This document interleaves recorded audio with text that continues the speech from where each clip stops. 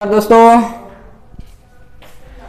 आज दोस्तों मैं जिस टॉपिक को लेकर आया हूं वह है भारत का इतिहास। दोस्तों, क्या है कि किसी भी चीज को या किसी भी स्थान को विशेष इंपॉर्टेंट समझने के लिए उसके पीछे कोई न कोई रीजन अवश्य होता है और इसी प्रकार से वह रीजन भारत देश के बारे में है। और दोस्तों, इसको समझने के अनेक हमें जो साक्ष्य मिलते हैं वह अलग अलग प्रकार से हैं। दोस्तों, इसी प्रकार से देखा जाए तो भारत का जो प्राचीन इतिहास है वह क्या है, जानकारी है कि धर्म ग्रंथ क्या है कि धर्म ग्रंथों में इनका जिक्र मिलता है भारत के इतिहास के बारे में, क्या कि पहले क्या संस्कृति थी, क्या रीति रिवाज थे यहाँ के, और भारत किस प्रकार से भारत बोला गया। सबसे पहले इसको सिंधु प्रदेश के नाम से जाना गया था, वह किस कारण से जाना गया था दोस्तों। तो दोस्तों, यहाँ पर ये धर्म ग्रंथों में इसके बारे में जानकारी मिलती है और ऐतिहासिक ग्रंथ है वो जो बहुत प्राचीन समय में लिखे गए थे, और विदेशियों का विवरण है उसमें भी इसके बारे में जानकारी मिलती है। और दोस्तों, पुरातत्व साक्ष्यों से भी भारत के बारे में बहुत ज्यादा जानकारी मिलती है,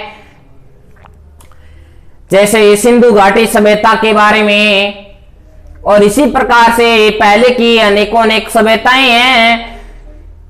दोस्तों, भारत का प्राचीन धर्म ग्रंथ, सबसे प्राचीन धर्म ग्रंथ है वह वेद है। दोस्तों, वेदों के बारे में बहुत गहरी जानकारी ही भारत के बारे में संपूर्ण जानकारी का लेवल पकड़ती है। और दोस्तों, इसी प्रकार से भारत में कितने वेद थे, भारत में भारतीय संस्कृति के अंदर 4 वेद थे दोस्तों। ये वेद कौन कौन से थे? ऋग्वेद,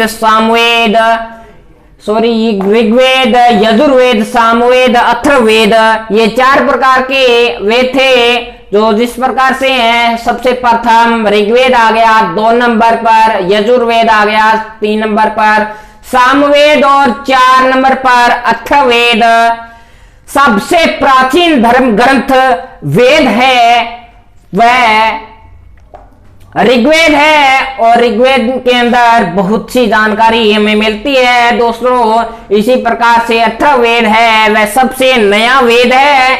और ऋग्वेद के बारे में हम देख लें यहां पर कि ऋचाओं का क्रमबद्ध ज्ञान संग्रह वेद के अंदर दिया हुआ है। ऋग्वेद में 10 मंडल है और 1028 सूक्त व 10,462 ऋचाएं हैं। पढ़ने वाले को, जो इस धर्म ग्रंथ ऋग्वेद को पढ़ता है उसे होत्र कहते हैं। और 10वें मंडल में पुरुष सूक्त का उल्लेख मिलता है ऋग्वेद के, और ऋग्वेद के अंदर जो पुरुष सूक्त का उल्लेख मिलता है उसके अंदर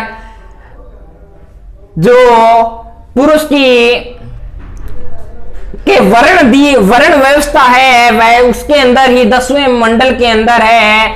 जबकि उस वर्ण व्यवस्था में ब्राह्मण को मुख से अलग अलग प्रकार के धर्मों के बारे में जो जानकारी मिलती है वह इस प्रकार से है कि वो किस प्रकार से उत्पत्ति हुई थी उनके।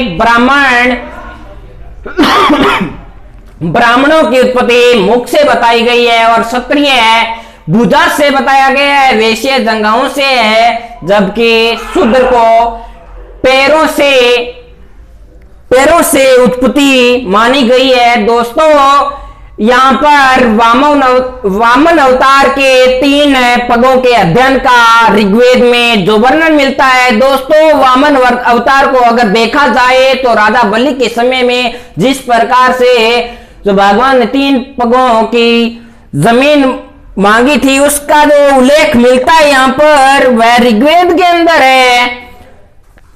और यजुर्वेद, दोस्तों यजुर्वेद गद्य और पद्य दोनों में लिखा गया है और सहस्वर पाठ के लिए मंत्रों का इसके अंदर उल्लेख है। बलि के लिए अनुपालन के नियमों का संकलन यजुर्वेद कहलाता है। और पाठकर्ता को क्या कहा जाता है? यजुर्वेद में पाठकर्ताओं को कहा जाता है अहर्वयु। और दोस्तों सामवेद की अगर बात की जाए तो गाई जाने वाली जो ऋचाएं हैं, ऋचाओं का संकलन पाठकर्ता संकलन को जो सामवेद कहा जाता है। गाई जाने वाली जा सकने वाली ऋचाओं का संकलन सामवेद के अंदर आता है या सामवेद कहा जाता है। पाठकर्ता को अंदात्र कहते हैं, उन्दात्र। दोस्तों सामवेद के अंदर जो इसको पाठ करते हैं इसका उसे उन्दात्र कहते हैं।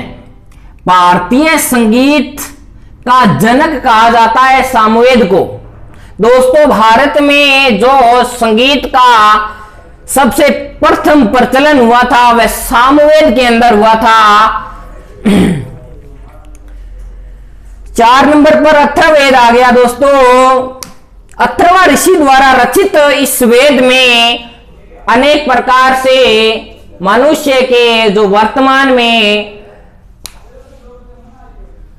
मनुष्य जीवन को बिताने के लिए जो वर्तमान में आई जाती है, जो भी कुछ ऐसी समस्याएं उनका समाधान, रोग निवारक, इसी प्रकार से ये वेद में रोग निवारक तंत्र मंत्र, जादू टोना, साप वशीकरण और आशीर्वाद, स्तुति, प्रायश्चित, औषधि और अनुसंधान, विवाह, राजकर्म, मातृभूमि, महात्म्य आदि के बारे में इसके अंदर जो भी अनेक प्रकार से मंत्र दिए हुए हैं। दोस्तों विश्वासों, अंधविश्वासों आदि का वर्णन भी अथर्ववेद के अंदर आता है। तो दोस्तों आज हुआ जो भारत का इतिहास है उसके बारे में जानने के लिए जो वेद है उनके बारे में आज चर्चा संपूर्ण हुई।